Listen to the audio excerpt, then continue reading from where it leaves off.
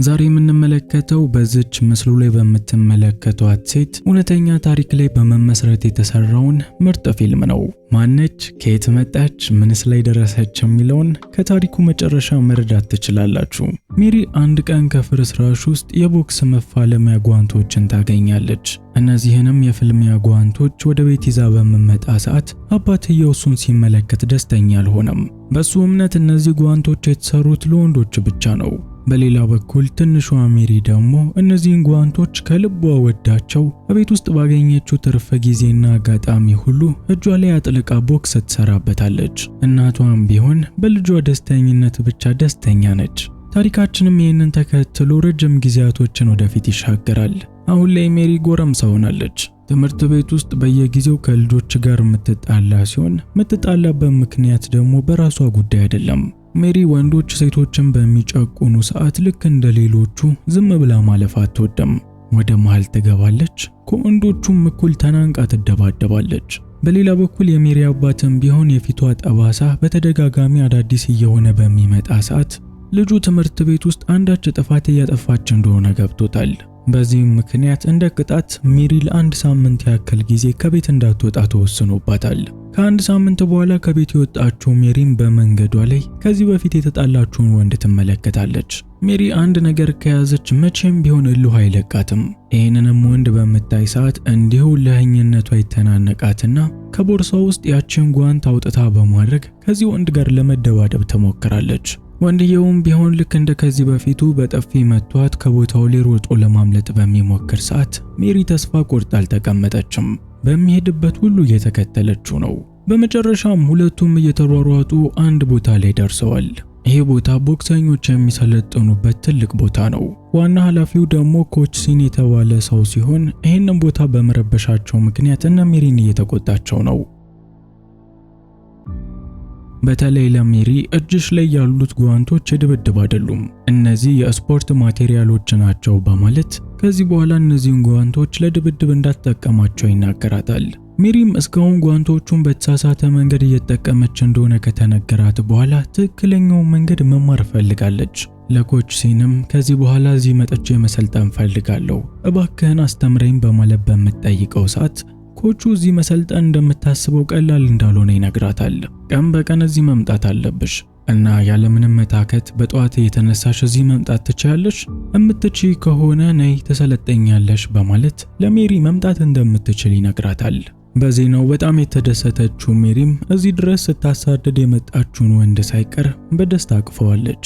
ከዛም ወደ ቤት ሄዳ ለእናትየው ያጋጠማትን ነገርና ከዚህ በኋላም ስለሚሆነው እየነገረቻት ነው። እናትየው በበኩሏ ምንም ችግር የለባትም፣ ግን አባቷ እንደማይፈቅድላት ታውቃለች። ይህንን የሜሪ እናት ብቻ ሳይሆን ራሷ ሜሪም አባቷ በዚህ ፍጹም ደስተኛ እንደማይሆን ታውቃለች። ነገር ግን አንዴ ጀምረዋለችና ወደ ኋላ መመለስ ስላልፈለገች የአባቷንም ምክር ችላ በማለት ተደብቃ ወደዛ መሄድ ጀምራለች። እናም በመጀመሪያው ቀን ኮች ሲንን እንዲያሰለጥናት በምትጠይቀው ሰዓት ዝም ብላ እንድትቀመጥ ያደርጋታል። በማግስቱም በሶስተኛውም ቀን በአራተኛውም ቀን ከዛ በኋላ የመጣችውን እያንዳንዱንም ቀን በተመሳሳይ ሁኔታ ዝም ብሎ ሲያስቀምጣት ነበር። ታዲያ ይሄ የሚደረግበት ምክንያትም ይቺ ልጅ ምን ያህል ነገርየውን ትፈልጓለች የሚለው ትዕግስቷን ለመፈተን ሲባል ነው። ሜሪ ደግሞ ላለፉት 10 ቀናቶች ተመሳሳይ ነገር ቢገጥማትም አሁንም ተስፋ ሳትቆርጥ እዚሁ ድረስ መጣለች። ኮች ሲንም ከዚህ በላይ ፈተናው አያስፈልግም በማለት ወደ ውስጥ እንድትገባ ያደርጋታል። እናም ሜሪ ከዚች ቅስፈት ጀምሮ ከሌሎቹ ተማሪዎች ጋር እኩል መሰልጠን ጀምራለች። አንድ ቀን ሜሪ ከስልጠና በምትመጣ ሰዓት ወንድሟ በጣም ማዘኑን ትመለከታለች። ይህም የሆነበት ምክንያት ደግሞ ላማቸው ልትወሰድባቸው ስለሆነ ነው።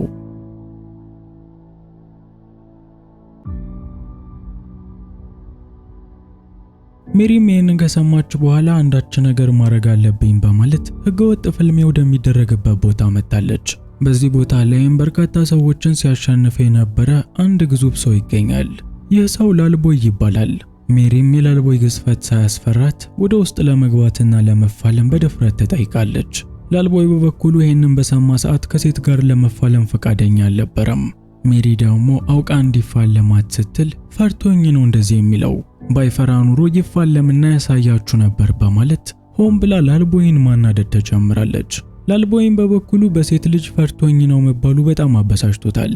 እናም እሷ አንዴ ፍልሚያው ተጀምሮ ከ15 ሰከንድ በላይ ቆማ መቆየት ከቻለች ብዙ ብር እንደሚሰጣትም ቃል ገብተውላታል። ሜሪም በውርርዱ ተስማምታ 15 ደቂቃ መቆየት ብቻ ሳይሆን እንደምታሸንፈው በመናገር ውድድሩ ተጀምሯል። እናም መጀመሪያ ላይ እሷ እንዳሰበችው ነገሮች ሊሄዱላት ባለመቻላቸው ምክንያት ኃይለኛ ቡጢ ከላልቦይ ተቀብላለች። ፍልሚያው ከተጀመረ ደግሞ ገና 15 ሰከንድ አልሞላውም። ብዙም ሳይቆይ እንዲሁ ሌላ ኃይለኛ ቡጢ የተቀበለች ሲሆን ይህኛው ደግሞ በመሬት ላይ እንድትወድቅ አድርጓታል። ላልቦይም እስከ መጨረሻው የዘረራት መስሎት እየዞረ በሰዎች መሃል ደስታውን በሚያከብር ሰዓት ሜሪ ከወደቀችበት ተነስታለች። በአሁኑ ዙርም ከመጀመሪያው በተሻለ ሁኔታ ላልቦይን መምታት ችላለች። ምቶቿ ግን ያን ያህል ኃይለኛ አይደሉም። ሴት እንደመሆኗ መጠን የምሰነዘራቸው ቡጢዎች በጣም ሳሳ ያሉ ስለሆኑ ላልቦይን ለማሸነፍ የሚያበቃት አልሆነም። እንዲያውም በተቃራኒው እስከ መጨረሻው ተዘርራ ጨዋታውን በተሸናፊነት አጠናቃለች።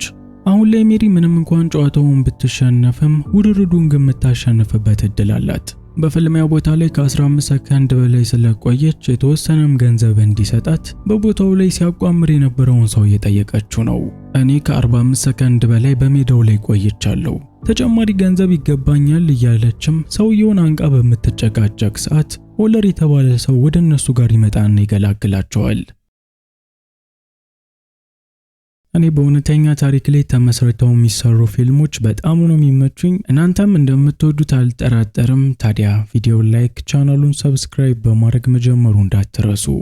ሰላም ሚኪ ነኝ። የፌቨን አዲሱ ትምህርት ቤት ለኢትዮጵያ ውስጥ ለመጀመሪያ ጊዜ የድሬድሎክ ትምህርት ቤት ተከፈተ ማለት ነው። ፌቨን በዚህ ተፈላጊ የሙያ ዘርፍ የረጅም ጊዜ ልምድ አላት። በአሁኑ ሰዓትም ስልጠናውን ለመስጠት ምዝገባ ላይ ናቸው። ስልጠናው ለ1 ወር፣ ለ2 ወር፣ ለ3 ወር በጠዋት በከሰዓትና በማታ ፈረቃ ይሰጣል።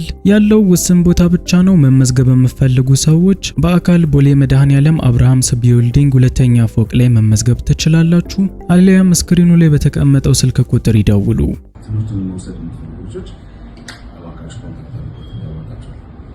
ትዕይንቱ ሲቀየር ሜሪ ባገኘችው ገንዘብ አማካኝነት የተወሰደችባቸውን ለማስመልሳለች። በስልጠና ቦታ ላይ ደግሞ አሁን ከፊታቸው ትልቅ ፍልሚያ ስለሚጠብቃቸው ሁሉም ተማሪዎች በዛ ላይ ለመመረጥ ሲሉ ጠንክረው እየሰለጠኑ ይገኛል። በሌላ በኩል ኮች ሲን ያዋጡኛል የሚላቸውን ተማሪዎች ስም ዝርዝራቸውን ለጥፏል። ሜሪም ሄዳ ስሟን ከዛ ውስጥ በመፈልግ ሰዓት ካሉት ሰዎች ሊገኝ አልቻለም።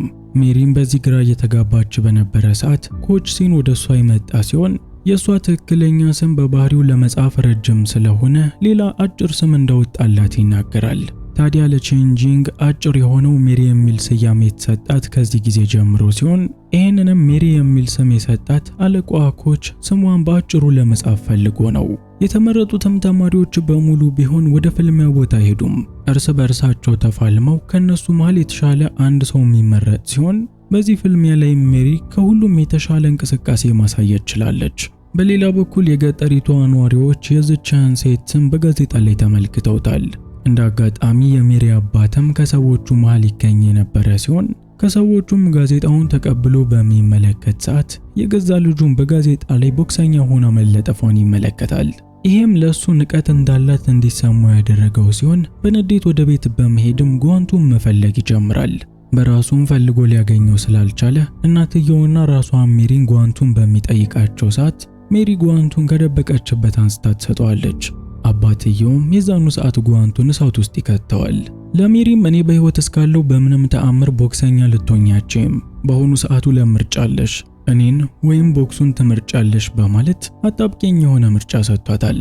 ታዲያ ሜሪም ቢሆን ምንም ሳታመነታ ቦክሱን የመረጠች ሲሆን ምንም እንኳን አባትየው እንዲያዝንባት ቢያደርግም ከዛ ጊዜ በኋላ ስልጠናውን በመቀጠል በርካታ ውድድሮችንም እያሸነፈች ነው። ትዕይንቱ ሲቀየር ሜሪ አንድ ትልቅ ውድድር ለማድረግ ወደ ቱርክ በራለች።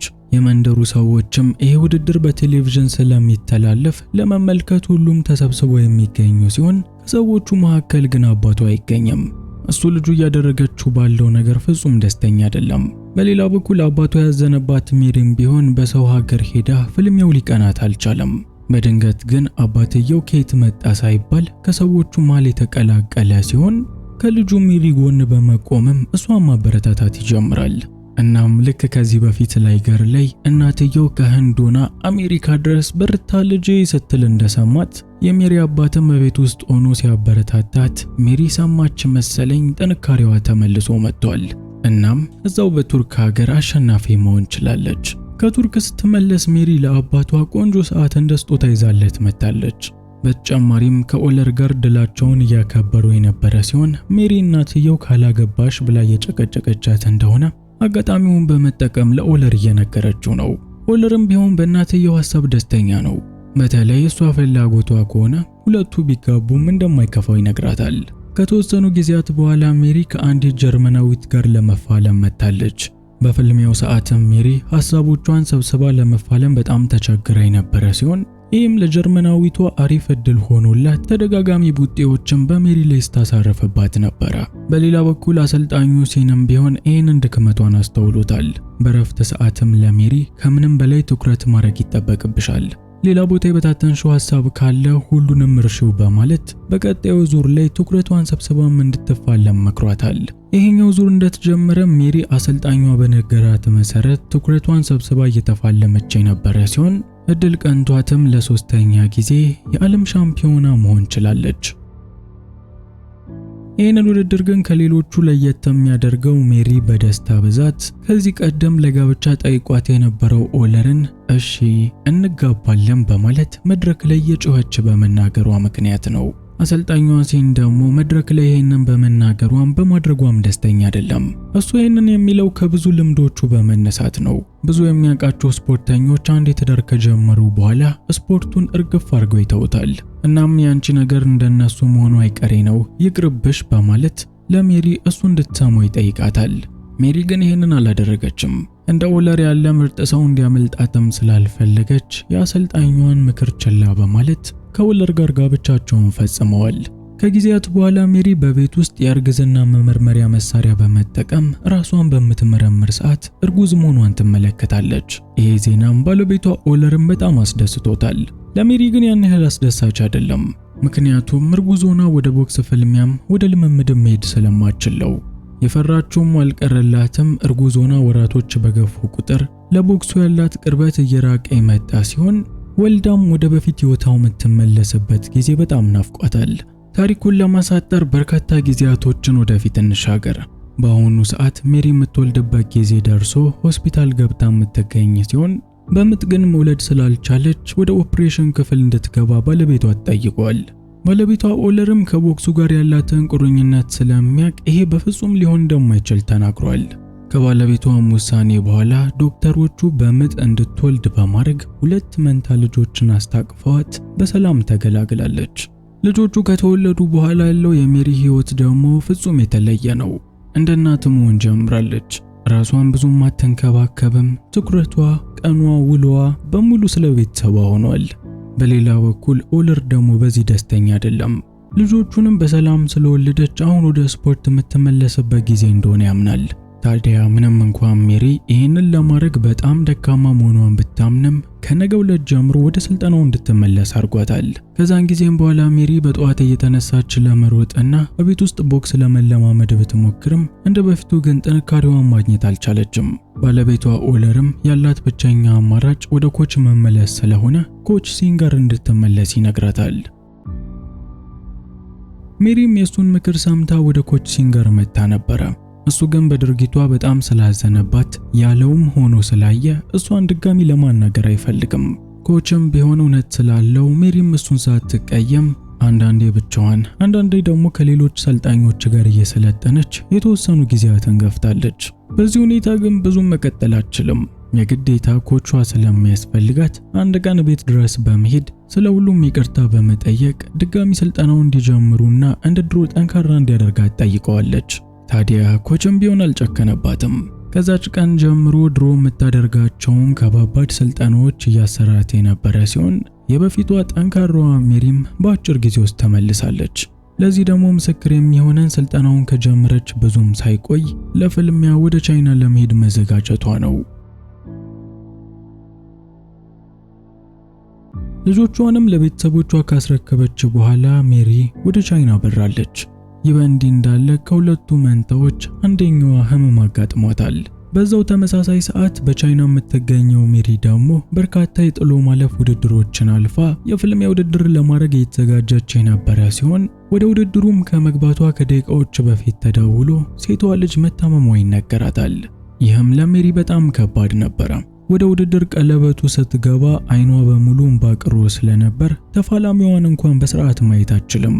እናም አንድ ቡጢ እንኳን መልሳ ሳትመታ በርካታ ቡጢዎችን ተቀብላ የመጀመሪያው ዙር በሽንፈት አልቋል። በሌላ በኩል ሴቷም ልጅ ብትሆን የልብ ምቷ በሕክምና ላይ ሳለች ቀጥ ብሎ ቆሟል። አባትየው ኦለርና ዶክተሮቹም ባዩት እየተወዛገቡ በሚደናገጡ ሰዓት የልጅቷ ልብ በድጋሚ መስራት ይጀምራል። ያው ህንዶች ደግሞ ማገጣጠም ይወዱም የለ። የልጅቷ የልብ ምት ሲመለስም ወድቃ የነበረችው ሜሪም በድጋሚ አቅሟን አግኝታለች። ከዛም ከደቂቃዎች በፊት የቡጢ ናዳ ወርዳ ስታሰቃያት የነበረችውን ሴት ተከታታይ ጠንካራ ቡጢዎችን እያሳለፈች ጨዋታውን በዝረራ እስከ መጨረሻው ማሸነፍ ችላለች። እናም እዛው ከቀለበቱ ላይ ሳትወርድ የአሰልጣኟን አይን እየተመለከተች ስለ ልጇ አዲስ መረጃ እንዲነግራት በምትጠብቅ ሰዓት አሰልጣኟም ከህንድ ስልክ ተደውሎለት ልጅቷ በሰላም ሕክምናዋ እንዳጠናቀቀች ይነግረዋል። እሱም ቢሆን ይህንን ለሜሪ የነገራት ሲሆን ከዛም በኋላ የሜሪም ልብ ተረጋግቷል። ሀገሯ ህንድንም በዓለም መድረክ ማስጠራት ችላለች። ሁለቱ መንትያዎች ሜሪና ባለቤቷ ትክክለኛ ምስላቸው ይሄ ነው። ህንዶች ታሪክ ሲሰሩ ትንሽ ቅመም ጣል ማድረግ ይወዳሉ፣ ግን ታሪኩ የተመሰረተውና የተሰራው በዚች ሰው እውነተኛ ታሪክ ላይ ነው።